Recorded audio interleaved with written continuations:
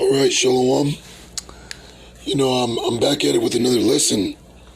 Before I get started, I want to give all the praises, honor, and the glory to Yahweh Ba'Shem Yahushai, Waha, Harakakodash, and of course, as always, double honors to our apostles and our elders that rule well at Great Millstone, and also salutations to all you sincere Akim that are preaching this word in all truth and in sincerity.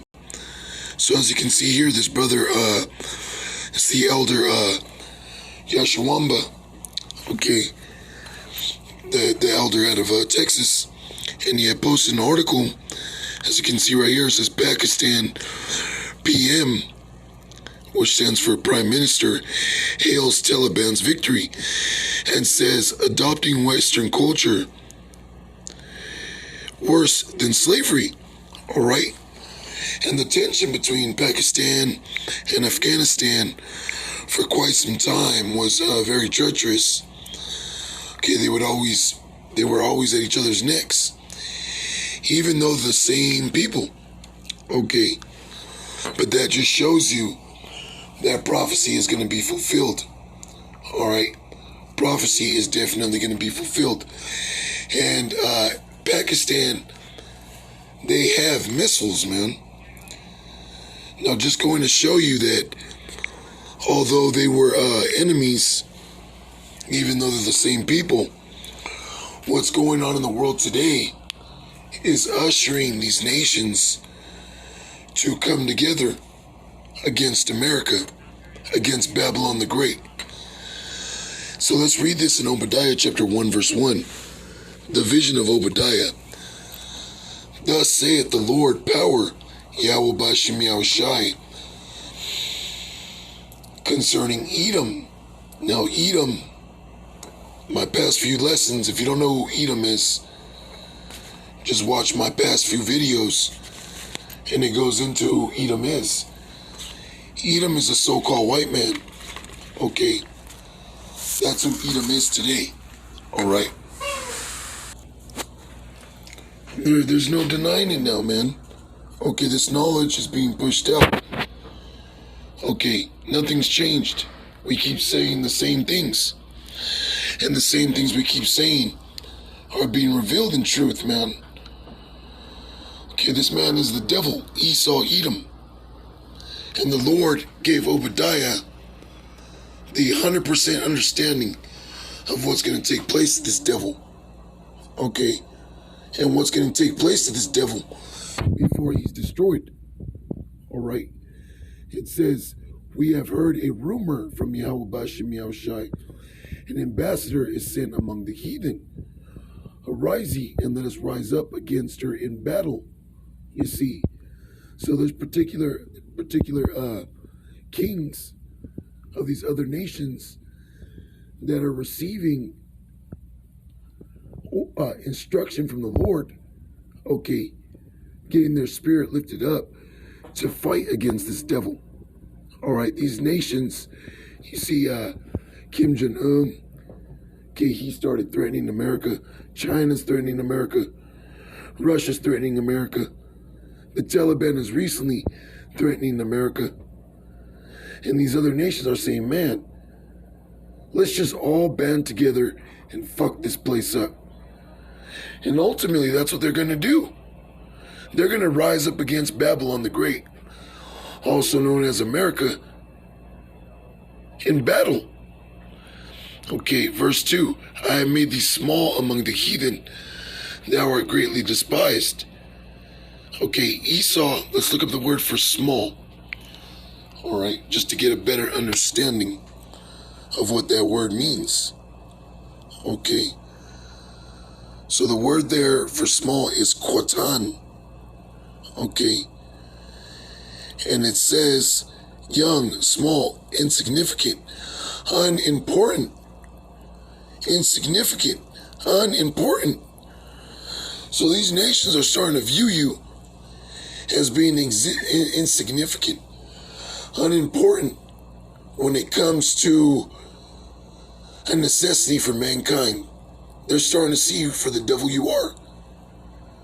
that all you are is a treacherous being, that you're unimportant, the things you're doing in this world are unimportant. Okay, you're not for the benefit of the commonwealth of all these nations. As a matter of fact, you were set up to bring death into this world, man, to bring plague, violence. And they're starting to realize that. Why? Because the time is at hand. Verse 3, the pride of thine heart hath deceived thee, thou that dwellest in the clefts of the rock, whose habitation is high, that saith in his heart, who shall bring me down to the ground? You see, the pride of you Edomites have deceived thee. Because yes, the Lord did set you up.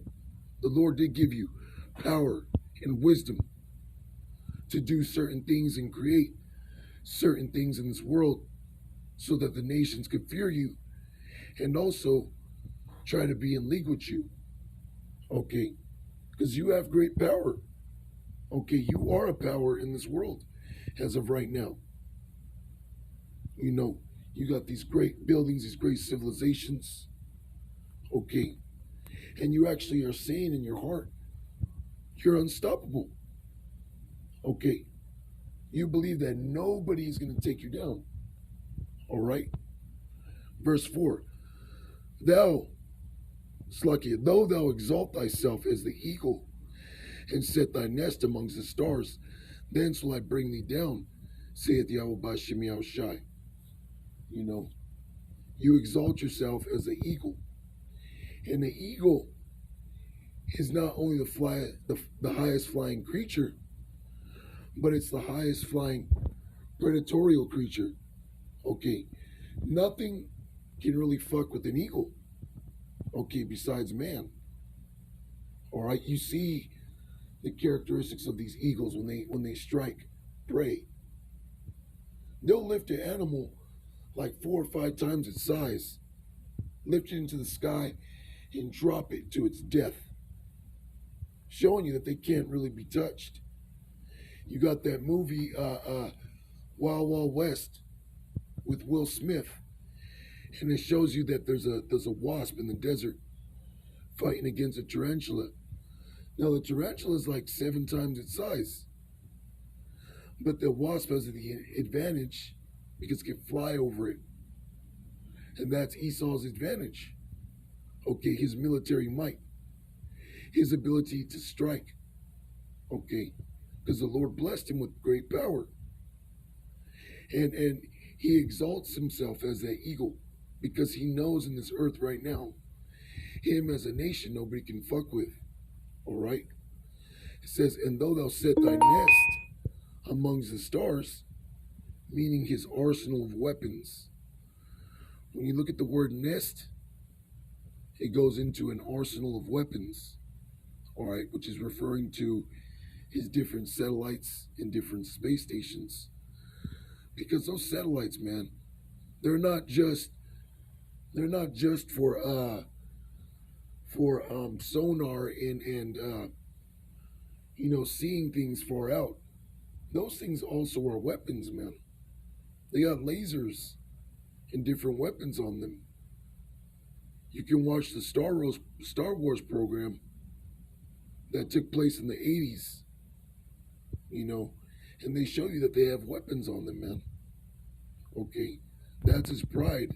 He takes pride in his blessing, which is the sword. All right. Once again, I did these past few lessons on Esau, Edom. Go back and watch him. It describes his characteristics and who he is as a people. And ever since he's went into space, that's when he started to fall as a nation as well. Okay, ever since they so-called went into space.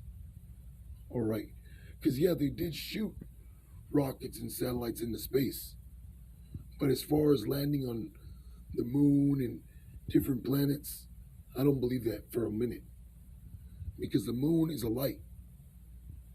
And if you've ever touched a light bulb that was lit, light produces heat. So if they ever landed on the moon, whoever landed on that moon never came his ass back because he would have got burned alive. All right. So it says, man, the Lord is going to bring thee down ever since you went out into space. Okay. Because once you went into space during the late 60s, early 70s, guess what happened? The Lord started to reveal this truth unto us, man. He started to reveal who we are. And the so-called black Hispanics, Native Americans, are the Hebrew Israelites, okay? You know, that's when we started to wake up, man. Okay, through our elder, Abba Bivens, man, whom we believe full-heartedly that that's John the Baptist in the reincarnation, man. Okay. Verse 5, if thieves came to thee, if robbers by night, how art thou cut off? Would they have not stolen till they had enough? If the grape gatherers came to thee, will they not leave some grapes? How are the things of Esau searched out? How are his hidden things sought up? All the men of thy confederacy have brought thee even to the border. You see, because amongst these heathen, you have some heathen that cling to Esau. Okay.